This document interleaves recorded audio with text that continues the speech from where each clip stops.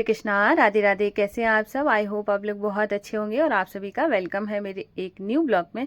तो आज का ब्लॉग स्टार्ट हो रहा है शाम से और अभी निष्ठू सो रही है। माधवाशु को मैं जगा के दूध देकर आ गई हूँ क्योंकि निष्ठू को मैं थोड़ा सा लेट उठाऊंगी क्योंकि कल है संडे। तो मैंने सोचा कि चलो है ना, एक आज थोड़ा लेट सोने देती हूँ क्योंकि उसका एक टाइम है 4 साढ़े 4 तक मैं उसको उठा देती हूँ। फिर क्योंकि वो फिर लेट नाइट सोएगी तो सुबह में उठने में प्रॉब्लम होगी क्योंकि ना सुबह स्कूल भी 7 बजे का है। तो इसलिए ना मैं सुबह उठाने की वजह से जल्दी उठा दी। तो आज आराम से सोने दिया है और मैं आ गई थी। और अभी मैंने ना झाड़ू वगैरह कुछ नहीं लगाई है और आज इतना ज़्यादा मतलब सुबह से मैं इतनी बिजी हूँ, इतनी बिजी कि मैं क्या बताऊँ। और ऊपर से मुझे आज मतलब 2 ब्लॉग शूट करने थे। एक तो ये जो आप देख रहे हैं ये वाला ब्लॉग शूट हुआ, एक सुबह वाला ब्लॉग शूट हुआ था, एक एक्स्ट्रा जो कि मैंने यूट्यूब से रिलेटेड जो वीडियो शूट किया था वो सारे 3 तो वीडियोस हो गए। ऊपर से ना घर का इतना सारा काम हो गया। तो मतलब इतना ज़्यादा हेक्टिक दिन रहा है कि मैं क्या बताऊं।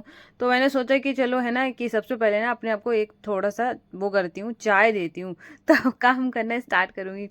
तो मैंने बनाई गर्मा गर्म चाय और उसके बाद अभी इसीलिए मैंने लाइट भी ऑन नहीं करी है कि निष्ठू सो रही है। तो बस आके मैं बैठ गई थी अपना आराम से चाय पीऊँगी। और अभी मैंने जो यूट्यूब से रिलेटेड जो वीडियो बनाया था वो मैंने अभी तक है ना मतलब बनाया नहीं था। मैं उसकी सोच रही थी कि मैं उसमें कब बनाऊं क्योंकि मेरे यहाँ पे काम चल रहा है और सब लोग घर में रहते हैं तो इस वजह से हो नहीं पाता। और आज मैंने जैसे तैसे बनाया है क्योंकि खाली घर होना एक तो जॉइंट फैमिली में बहुत बड़ी बात हो जाती है कि आपको एकांत मिल जाए और सब चीज़ बताने के लिए। इसीलिए मेरी ज़्यादातर जो वीडियोस होते हैं उनमें वॉइस ओवर रहता है क्योंकि सामने से बताना बहुत मुश्किल हो जाता है। तो बस मैंने चाय पीने के बाद है ना फिर अब मैं लगा रही हूँ पूरे घर में झाड़ू। और निष्ठू भी उठ गई थी तो अपना बेडरूम भी ठीक कर दिया है। और उसके बाद झाड़ू शाम हो चाहे सुबह हो, मतलब मैं 3 टाइम झाड़ू लगाती हूँ। एक सुबह में लग जाती है, फिर उसके बाद खाना बन जाता है तब लगाती हूँ, उसके बाद फिर शाम में लगाती हूँ। ऐसे घर हमेशा साफ सुथरा रहता है और जो दिनचर्या आप सुबह अपनाते हैं सेम वही रहती है, कुछ कुछ चीज़ें बदल जाती हैं। तो घर में पॉजिटिविटी भी रहे और साफ सफाई रहे, घर मैनेजेबल लगे तो इसके लिए थोड़ा सा मतलब मेहनत तो करनी ही पड़ती है तभी जाके घर सुंदर दिखता है। तो यहाँ पर है ना अभी मैंने जो भी चाय वगैरह पी थी, जो बर्तन हो गए थे उन सबको धुलूंगी और उसके बाद है ना फिर मैं आगे के काम करूंगी क्योंकि है ना मैं जैसे ये मेरा रूटीन है। जैसे आज के ब्लॉग में आप देखेंगे कि मैं किस तरीके से किस पैटर्न में काम करती हूँ। तो वो वाली चीज़ें मैं आपके साथ शेयर करने वाली हूँ। बहुत पॉजिटिव दिनचर्या रहती है मेरी शाम वाली, जिसमें मैं मुझे बहुत ज़्यादा सुकून मिलता है कि आप अगर जैसे सुबह में जो चीज़ें नहीं कर सकते वो शाम में कर सकते हो। शाम में आपके पास इतना टाइम होता है कि आप अपने आप को भी टाइम दे सकते हो, आप घर के काम भी कर सकते हो अगर आपने सही से किया। अगर आपने सही से नहीं किया फिर है ना कि बहुत देर हो गई है, झंझट वाली बात आ जाती है ना, वो सब चीज़ें नहीं होंगी और आप इजीली सारी चीज़ें हैंडल कर पाओगे। तो यहाँ पर अभी मैं चाय के सारे बर्तन धुल दूंगी। तो आज का जो कमेंट है हमारी प्यारी सी सखी का, उन्होंने पूछा है कि मैंने जब से नाम जाप स्टार्ट किया है, जब से मैं सत्संग जाना शुरू किया है और तब से ना मेरे घर में बहुत सारी चींटियां होने लगी हैं। पहले भी होती थी, अब थोड़ी ज़्यादा होने लगी हैं। मैंने सुना है कि मतलब चींटियों को मारना नहीं चाहिए, तो अब मैं बच बच के रहती हूँ कि चींटियां मर नहीं जाए। इसलिए ना सब लोग कहते हैं कि ये क्या बेकार सा काम कर रही हो और चींटियां किस तरीके से हटाई जाए। तो देखो क्या हो जाता है कि जब हम किसी चीज़ पे ज़्यादा फोकस करते हैं, मैं आपको इसका एग्जाम्पल देती हूँ। जैसे मान के चलो आपको लगेगा कि सत्संग में बताया गया है कि आपको चींटियों को नहीं मारना है, ठीक है। तो आप पता है ना दिन भर यही देखोगे कहीं चींटियां तो नहीं है, कहीं चींटियां तो नहीं है। जब हम किसी के बारे में ज़्यादा सोचते हैं वो चीज़ ज़्यादा से ज़्यादा होने लगती है, चाहे वो कोई भी चीज़ हो। चाहे कोई ही भी चीज़ लेके देख लेना, जिसके बारे में आपने ज़्यादा सोचा, सुख के बारे में सोचा तो सुख आने लगता है, ठीक है। दुख के बारे में सोचोगे अरे मैं तो बहुत ज़्यादा परेशान हूँ और फिर मतलब वही सारी चीज़ें होने लगती हैं। तो वो हो जाता है कि वही सारी चीज़ें एक्स्ट्रा मिलती हैं। तो चींटियां हो गई हैं वो एक नॉर्मल सी बात है कि हो ही जाती हैं कि कभी ठंडक की वजह से किसी भी तरीके से। तो आपको थोड़ी सी चीज़ों का ध्यान रखना है। जहाँ से चींटियां आती हैं वहाँ पर है ना आपको ना उस जगह नींबू का रस लगाना है। तो नींबू से खट्टे से वो बहुत दूर रहती हैं, तो वहाँ पे लगा देना है। नमक वहाँ पे थोड़ा छिड़क देना है, तो इससे ना चींटियां आएंगी नहीं। और आपको बिल्कुल नहीं सोचना है कि मतलब चींटियां वगैरह के बारे में, और इसलिए ना जगह जगह आपको है ना इस तरीके से करना है। और उसके बाद धीरे धीरे वो चली जाएंगी क्योंकि है ना जब और हाँ जैसे कुछ भी बना है तुरंत ही साफ कर देना है आपको। बिल्कुल भी वहाँ पे कोई छोड़ना नहीं है। जैसे खाना वगैरह बन गया, बच्चे वगैरह होंगे तो बच्चों से भी कह देना है कि देखो आपके जो बर्तन वगैरह हैं, तो मैं मेरे किचन में मैंने देखो कई लोगों को सुना है कि किचन में चींटियां हो जाती, भगवान ना करे मतलब मेरे हो जाए। तो मतलब मैं तो इस वजह से ना तुरंत की तुरंत ही सारे बर्तन धुल लेती हूँ कि कहीं कुछ रह ना जाए जिसकी वजह से फिर बाद में आ जाए। तो भगवान की कृपा से अभी तक तो नहीं हुई है, और आगे का पता नहीं है, हो भी जाए कभी कभार ना, चाहे कितना भी सफाई रखो तब भी ठंडक की वजह से भी हो जाती है।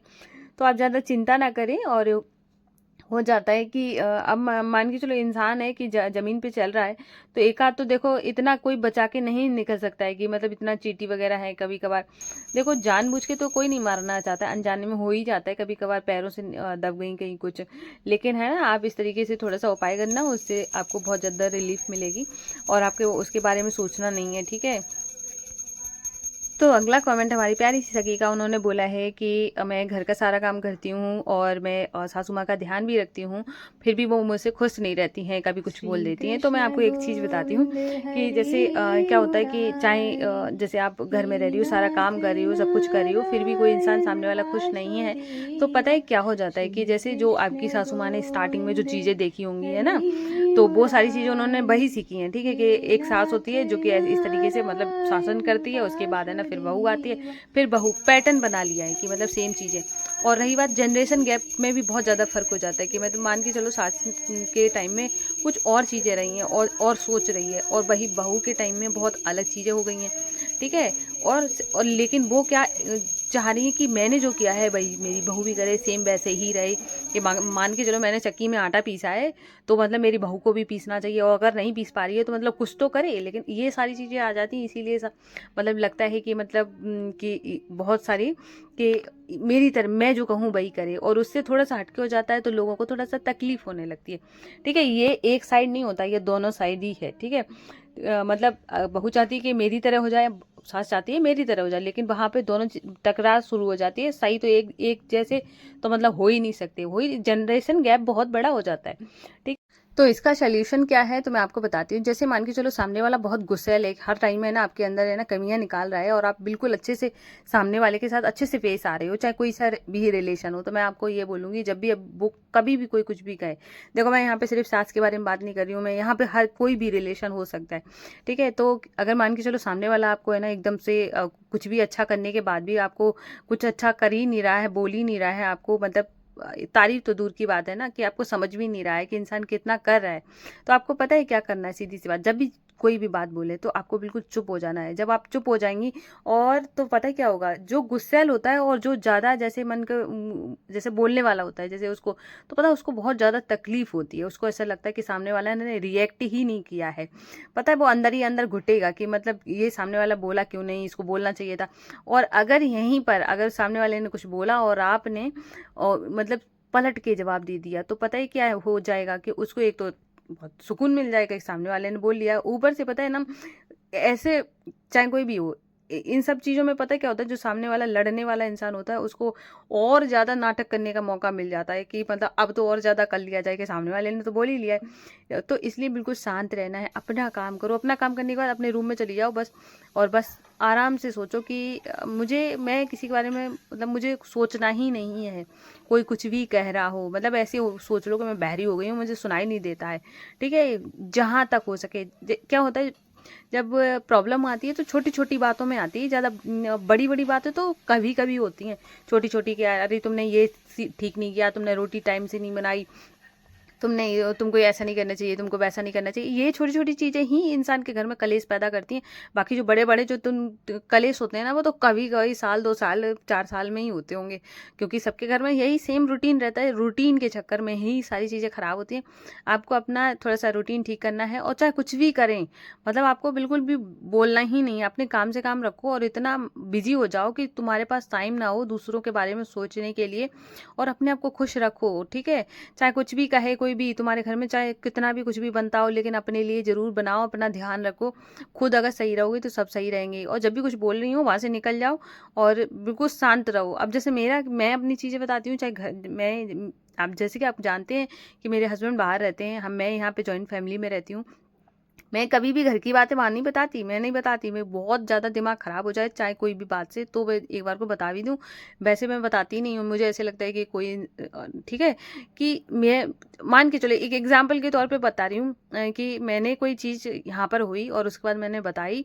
मैं हमेशा है ना दूर की बहुत सोचती हूँ कि मैंने अगर उनको बताया कि ऐसा-ऐसा हो गया है, कि सपोज़ करो एक कोई भी रिलेशन ले लो, कि मैंने उनको बताया कि देखो घर में लोगों ने ऐसे मुझसे कह दिया है, उसके बाद क्या है, अब उनका रिएक्शन जो होगा उनकी तरफ जो भी हो, ठीक है, उसके बाद पता चला कि हाँ वो तो दिमाग में लेके बैठ गए कि हमारे घर वाले मेरी बच्ची, मेरी जो मतलब मेरी बीवी है उसको परेशान करें, और पता चला मैं तो भरत मिलाप कर रही हूँ बाद में और वो आदमी के दिमाग में तो खराब चला ही गया। ऐसे ही ना तो मैं मम्मी को कभी बताती हूँ।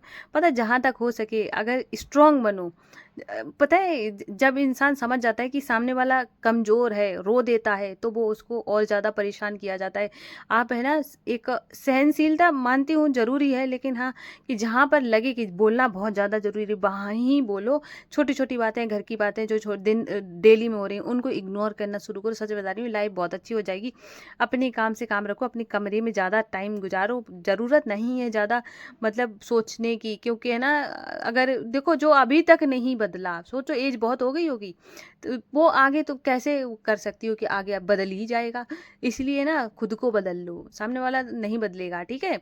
और खुश रहो। ज़िंदगी मतलब अगर अकेले गुजारने की आदत हो गई ना और सुकून ढूँढ लिया, तो बस सब ठीक हो जाएगा। और भगवान का नाम लो, नाम जाप करो। प्रभु बहुत दयालु हैं, अच्छे-अच्छे की दिमाग ठीक कर देते हैं, ठीक है? परेशान होने की बिल्कुल भी ज़रूरत नहीं है। तो अगला कमेंट है हमारी प्यारी सी सखी का। उन्होंने पूछा है क्या हम नाम जाप कर सकते हैं कॉपी में लिख-लिख कर?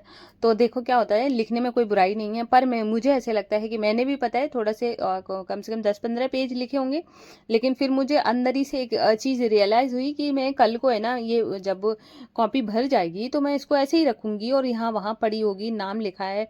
और मैं इतना मानती हूँ, जैसे मैं राधा नाम लिखती हूँ या राधा नाम का जाप कर रही हूँ, तो मेरा राधा राधा राधा का देखो, राधा जो है, जो मेरी राधा रानी है, उनका जो मेरे जीवन में जो चीज़ है वो बहुत अलग है, ठीक है? और वहीं पे अगर मैं नाम लिख रही हूँ तो नाम की भी तो अपनी महिमा है, और वो पेज पे उतर रही है, और उसके बाद वो कॉपी कहीं पे पड़ी है कि कोई इधर उधर किसी भी तरीके से छू रहा है, और जब वो भर जाएगी तो हम क्या करेंगे? फिर उसके बाद हम कहीं पे विसर्जन करें, पानी में बहाएं, या कुछ तो करना पड़ेगा ना जब भर जाएगी। अब इकट्ठी करते करते तो उससे कितना वो अजीब हो रहा है। उससे बढ़िया है ना कि हम अपने मुँह से नाम लें, मुँह से नाम लें, माला जाप करें, जो कि हमारी अंतरात्मा को शुद्ध भी करता है, ठीक है? और आपके जो ये जो हम नाम जाप करते हैं, यही हमारे साथ जाता है कि मतलब इतना ज़्यादा, और हमारे पाप भी काटता है। तो बस मुँह से नाम जाप करें। आपकी वाणी भी शुद्ध होगी। आपके जब आप राधा नाम बोलते हो, आपका मुँह देखो, वाणी शुद्ध हो गई, ठीक है? और आपके हाथ, जिस हाथ में माला है, वो हाथ भी शुद्ध हो रहे हैं, ठीक है? आपने राधा नाम, राधा ऐसे बोला ना, तो आपके कान को सुनाई दे रहा है, आपके कान भी शुद्ध हो रहे हैं। तो मतलब कितना अच्छी बात है। और वहीं पे अगर आप लिख रहे हो, तो लिखने में सिर्फ हाथ काम कर रहा है, बाकी मुंह से बोल रहे होगे, हो सकता है बोलो, क्योंकि लिखने के टाइम में ना इतना ज़्यादा इंसान जल्दी जल्दी बोल सकता है, लेकिन मुझे ऐसे कॉपी का थोड़ा सा मुझे कम अच्छा लगता है। लेकिन अगर हम माला से करें, काउंटर से करें, ये बहुत अच्छी बात है। और जब भी राधा नाम का जाप करें तो राधा थोड़ा सा तेज बोले, जिससे आपके कानों में भी वो आवाज़ जाए, ठीक है? तो इसलिए ऐसे आप राधा नाम का जाप कर सकती हो। अगला कमेंट है हमारी प्यारी सी सखी का। उन्होंने बोला है कि उनकी तुलसी हैं बिल्कुल सूख गई हैं और बहुत बड़ी हैं, तो क्या करना चाहिए? अगर आपकी तुलसी बिल्कुल सूख गई है, मतलब बिल्कुल भी हरी नहीं है, तो आप उनकी डंडियां तोड़ के रख सकते हो। उनकी लकड़ी तोड़ लो और उसके बाद है ना सारी लकड़ियों को इकट्ठा कर लो, और उसके बाद है ना अच्छे से स्टोर करके रखो। और जब भी जैसे कि आप कोई भी हवन वगैरह कर रही हो, जैसे कोई व्रत रखती हो, तो आप हवन कर सकती हो उस लकड़ियों से, ठीक है? और तो जैसे भोले बाबा का तो मुझे नहीं पता, शायद नहीं किया जाता है कि तुलसी माता और भोले बाबा का नहीं होता है, तो उन भोले बाबा का हवन जो होगा वो नहीं करना है, बाकी भगवान जी का कर सकते हो। जैसे कि हम लोग ज़्यादातर वैसे माता का करते हैं, या फिर कृष्ण भगवान का गुरुवार का, इस तरीके से कर सकते हैं।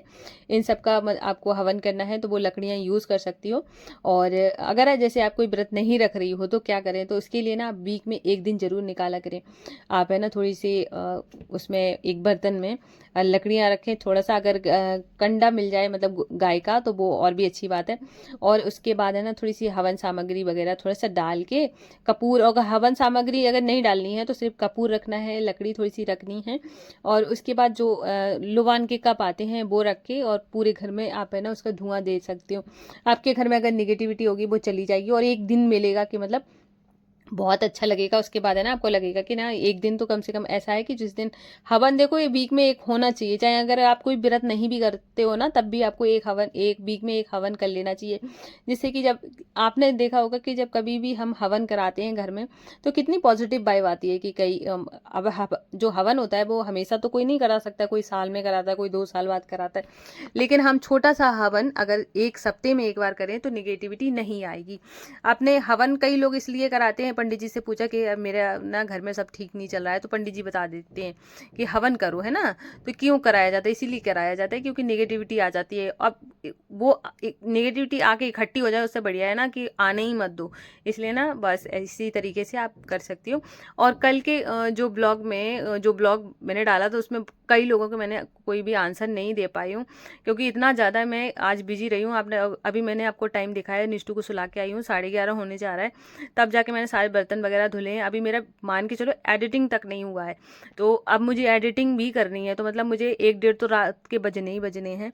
तो मैं पता है कभी भी है ना जैसे इतना लेट हो गई हूँ तो मैं इरीटेट नहीं होती हूँ, मैं मेरे काम के लिए नहीं इरीटेट होती हूँ, मैं बेकार के काम के लिए इरीटेट हो जाती हूँ। जैसे मान के चलो जो काम मतलब का ही नहीं है और उसमें पड़े हूँ तो वो चीज़ें मुझे इरीटेट बेशक कर दें, लेकिन ऐसे में चाहे जितना भी लेट वेट हो जाऊँ तो मुझे ऐसे लगता नहीं है। और बहुत प्रभु की कृपा से मैं टाइम से उठ भी जाती हूँ। तो अभी मैंने पूरा घर किचन को साफ कर दिया है, उसके बाद पोछा लगा दूंगी कि चाहे जितना भी लेट हो जाए। तो मैं यही चाहती हूँ कि किचन बहुत अच्छे से साफ़ सुथरी हो, कि जैसे मैं अपने मंदिर का ख्याल रखती हूँ, मंदिर की साफ़ सफाई का, वैसे ही मैं किचन का भी रखती हूँ। क्योंकि मैं जैसे मंदिर में मेरे सारे भगवान जी हैं और किचन में मेरी अन्नपूर्णा माता का वास होता है, जिनकी वजह से हमारा घर चलता है, परिवार का पेट पलता है, तो उनकी सफाई का भी बहुत अच्छे से ध्यान रखना चाहिए। तो यहाँ पर है ना अभी सब कुछ हो जाने के बाद फिर मैं किचन साफ़ हो जाती है, फिर मैं आती हूँ पूजा के बर्तन लेके। तो क्योंकि मैं रात को ही सारे बर्तन धुल लेती हूँ, सुबह में थोड़ा सा कम काम हो इसलिए, क्योंकि मुझे पूजा में ही बहुत ज़्यादा टाइम लग जाता है। घर की साफ़ सफाई, पूजा पाठ और कपड़े वगैरह, ये बहुत टाइम लग जाता है। हाउसवाइफ को तो पता ही रहता है कितना काम हो जाता है। तो मैं इसलिए बर्तन वगैरह सारे रात को ही धो के, और ये जो पूजा के बर्तन और जिसमें मैं पानी भरती हूँ, वो अभी जैसे जो हम मेरा घड़ा वगैरह है वो भी रात को ही मैं सब धुल के और भर के रख देती हूँ, जिससे कि ना सुबह तक उसका पानी भी ठंडा हो जाए। तो शाम के टाइम में जो बहुत सारे काम हो जाते हैं तो मैं वो सारे काम कर लेती हूँ, आराम से हो जाते हैं, बिल्कुल भी कोई टेंशन नहीं, कोई मतलब इरिटेशन नहीं, आराम से सारे काम करती हूँ। तो अच्छा लगता है कि सारे काम मैं कर रही हूँ। और देखो क्या है ना, बिजी लाइफ बहुत बढ़िया होती है, अगर बिजी हो ना तो ज़्यादा कुछ कोई चीज़ों से फ़र्क नहीं पड़ता है। तो यहाँ पर अभी मैंने सब कुछ कर लिया है, उसके बाद जाऊँगी तो मैं सारे बर्तनों को पोंछ के रख देती हूँ, जिससे कि ना इनमें निशान ना पड़े। उसके बाद अपनी माता रानी को प्रणाम करती हूँ और फिर मैं सोने जाती हूँ। तो ये था आज का ब्लॉग, फिर मिलती हूँ। राधे राधे, जय श्री कृष्णा, हर हर महादेव।